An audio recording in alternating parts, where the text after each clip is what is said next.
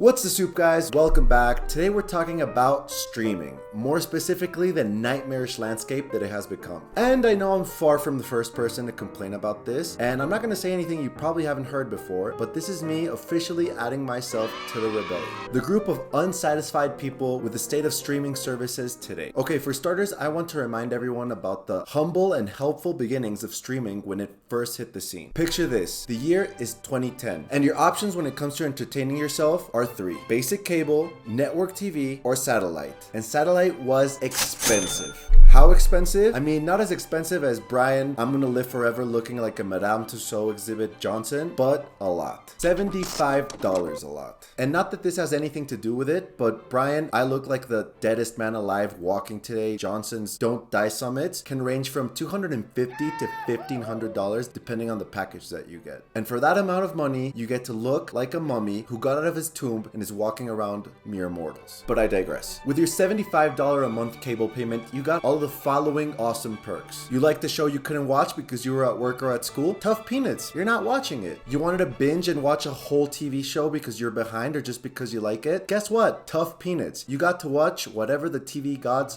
had in store for you that day. You wanted to find something new to watch? Guess what? Tough peanuts. Good luck finding the channel as a 12-year-old boy who can't even figure out what any of the button means except for the volume. And yeah, sure, there were workarounds. If you were some sort of tech genius at the time, you could figure out a way to TiVo your favorite shows and just watch them at your convenience. Or you could also figure out what airs in what channel if you had the TV guidebooks that they would actually sell, physical books that tell you what's on what channel or network. And yeah, you could set alarms and not miss your favorite shows, but guess what? I at least never figured out how to do that. So if you wanted to binge a whole TV show in one sitting, like The Sopranos, because you were maybe behind or you just got into it and wanted to see it really quick, you had the awesome side quest of getting in your car, driving down to Virgin Records or Walmart or Best Buy and buying a box set for $65, and you could cross your fingers hoping that they had it in stock. And yeah, you could make the argument that that was a lot better because at least you got to own it. It was very much a challenge and a conscious decision of what you put your time and energy into. So good because you were a lot more aware of what you were consuming, but bad because couch good, outside bad. Anyway, that was TV. When it came to movies, you had three options. Option number one, watch 3/4 of Titanic with constant commercial breaks and then flip to another channel to find out that they're airing a rerun of Drake and Josh, then sit there and watch that for a little bit, then switch back to Titanic only to find that you've already missed another 10 minutes, not really watching or enjoying either thing. Option number two, and probably the one we all remember the most fondly, getting in your car, driving to Blockbuster and seeing what you stumble upon, or hoping that the movie you want to watch isn't rented out already. Or option number three, have your grandma buy a bunch of DVDs over the span of 10 years and then just go watch her whole collection at hers. So none are ideal. But out of the blue, out of the fever dream created by every couch potato, came Netflix. A lazy man's heaven. Every movie and TV show you could ever think of, all packaged together in one website. Available to stream only at $7.99, which by today's standard feels like highway robbery. It feels like your cookie dealer is paying you to get the supply out of his hands. So the beginnings of Netflix were much like the movies that they had in stock. Good. There was everything, or at least almost everything that you could think of. And as crazy as it sounds, Netflix was putting out good shows internally with good writers and good plots. There was Aziz Ansari's Master of None, an amazing show, or Judd Apatow's Love, and these shows were compelling and real, character-driven shows with imperfect humans. And besides the original content, they had all your favorite shows from growing up, like Community or Parks and Rec or The Office or Friends, not that I like it, or Arrested Development. And due to their immense catalog, I discovered a lot of my favorite shows here, like Community and Parks and Rec, even Workaholics. So realistically, the beginnings of Netflix promised a utopian future of entertainment where you had everything you ever wanted to watch at your fingertips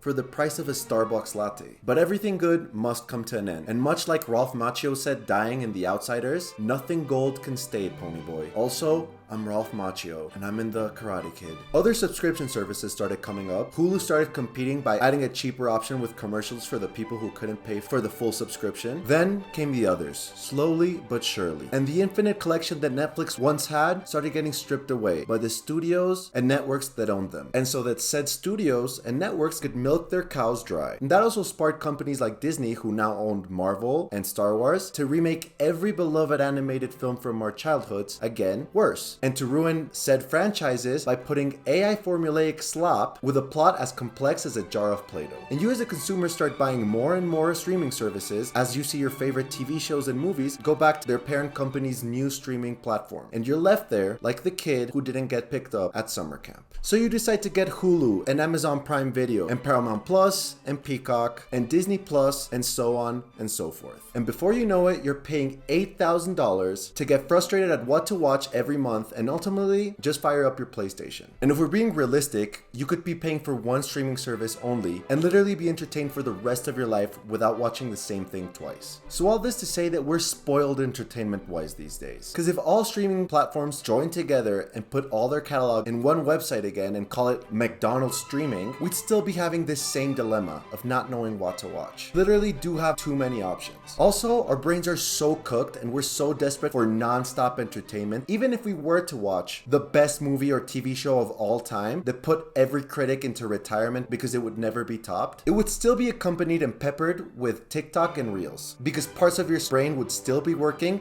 and we can't have that, can we? Can't have any thoughts come in here. So people have resulted to something called churning, which is when you pay for a certain service for only a month or for 2 months while your favorite TV show is airing. So say in Disney Plus, you just pay for it when the new Star Wars is out, or HBO when the new season of The Last of Us is out, or the new White Lotus, or Amazon Prime Video when The Boys or Invincible are out, and now Apple TV with Severance and The Studio, which is great. You're not paying for a million different subscriptions at a time, and at the same time, you're up to date with all the hottest TV shows like Keeping Up with Logan Paul, obviously the best show on TV right now. And the funny thing is, everyone seems to consistently still be paying for Netflix, and I think that's just because it was the first streaming platform to come out, and it's kind of the staple of streaming at this point. But in my opinion, it's the worst. Not only does it have the worst original content, but it's not worth its price either. Not only has their subscription price gone out of this world, but also they implemented this greedy new thing where you can't share your account with your family if you're not all in the same household. So you're telling me that I get to pay a large sum of money for the amazing hot garbage fire that you have to offer, and still everyone in my family has to fork over our clams to appease you? Yay! Yeah! Oh yeah! Yeah. Netflix has what seems like AI-written multi-million-dollar slop, like that new Millie Bobby Brown movie with Chris Pratt. I mean, I don't know too much about the original IP or the original book, but I did take a skim through it and read a little bit, and the art that the book has is beautiful. It's very melancholic and sad of an almost future that this society could have had, and the tone is very different. The art and sets from the book are beautiful, but what we got instead is a mind-numbing Disney ride with Chris Pratt playing the same exact character he has for the last 20 years, a lovable foul mouth with a rocking bod and anger issues, but with a heart of gold. Anyway, not to say that Netflix doesn't have anything good, because they do have I Think You Should Leave with Tim Robinson, which that alone almost makes up for their entire catalog of poo-poo, but besides that, you won't catch me going to that platform very often. Back to the streaming shit show. Realistically, if you're paying for all of the big streaming services, you're paying between 80 and 130 bucks. So not only are we moving backwards into the cable days, but we're far surpassing it in terms of shittiness. And what sucks even more is that a lot of these streaming services have caught on to the people who are churning. So what they do now is that they spread out their good TV shows and their good IP over the year so that you're forced to pay for the streaming service annually or throughout the year. So if you want to be a part of the conversation of what happened in this seasons of White Lotus or what's happening right now with The Last of Us, but you also want to know what's happening in the studio, you're paying for 2 services there alone. And just to contextualize how fucked up that is, imagine if that was the case in music streaming. If rock was mostly on Apple Music and hip hop and rap was in Spotify and Amazon Music had all the disco hits, so you had to pay for all 3 if you wanted to listen to all the genres of music. That sounds very unreasonable, does it not? Why can't all these movie and TV streaming services have the entire catalog and we as a customer get to pick who we choose to subscribe to depending on their user friendliness, speed, logo, or maybe even just general vibe, like we do with music streaming? This has led to the resurgence of piracy. I remember when I was a kid, you would go out and get 5 pirated DVDs for the price of 1 real movie. And then the internet came along, and along with it came LimeWire and Pirate Bay. And other than the odd Slovenian porno or the classic sneak up of 2 Girls 1 Cup, you could get away with watching a somewhat grainy version of Talladega Nights. So naturally nowadays there are hundreds of services offering similar experiences. I know at least here where I live, there's people who come to your house and hack your Roku or your smart TV and set up a private network where you have access to basically all the movies and TV shows, which made a lot of money conscious consumers just choose that instead. But ultimately that leads to theft, which not great. And me personally, I'm one of those nerds who doesn't agree with piracy.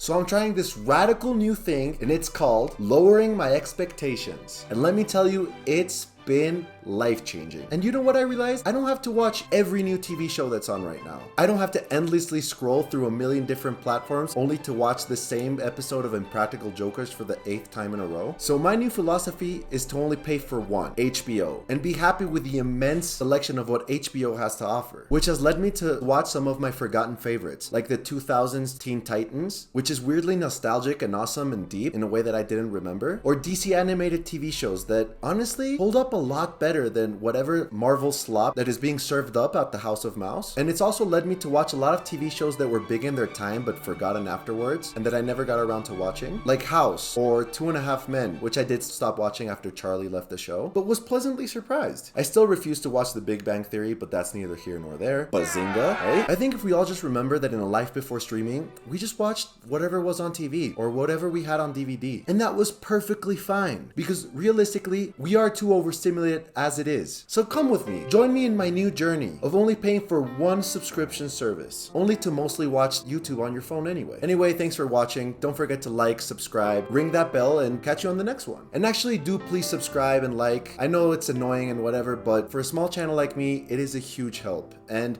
every one of you that subscribes is making it so much more fun for me to put out these videos for you, and it's a huge help. Anyway, thanks, bye.